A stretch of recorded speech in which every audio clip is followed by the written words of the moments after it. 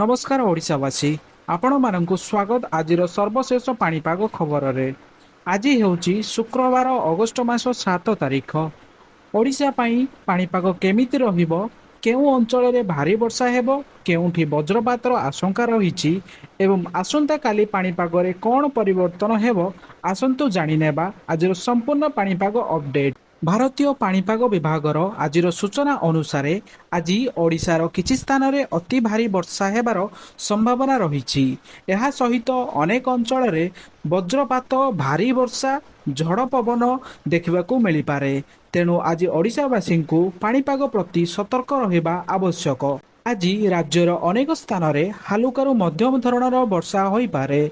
किछि स्थान रे वर्षार परिमाण बढ़ी भारी रु अति भारी वर्षा होई पारे।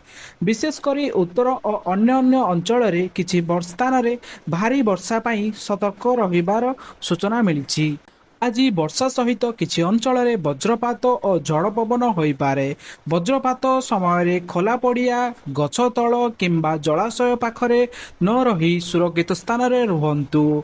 एबे आसंतु जानिबा आसंता कालीर पाणीपाग। आईएमडी अनुसार अगस्ट मास 8 तारिख मध्य ओडिशा रे वर्षा जारी रही पारे। किछि स्थान रे अति भारी वर्षा हेबार संभावना रहिछि। तेणु आज सहित आसंता काली मध्य पाणीपाग उपरे नजर रखंतु। उपकूल अंचल रे मध्य वर्षा और पवनर प्रभाव रही पारे। समुद्र जीवाकू थिबा मत्स्यजीवी भाई माने स्थानीय प्रशासन आईएमडी रो सर्वशेष सूचना अनुसरण करंतु। वर्षा जोगु चाष जमी रे पानी जमीबार संभावना थिले जल निष्कासन व्यवस्था उपरे ध्यान दियंतु। पाणीपागर परिस्थिति अनुसार कृषि कार्य करंतु।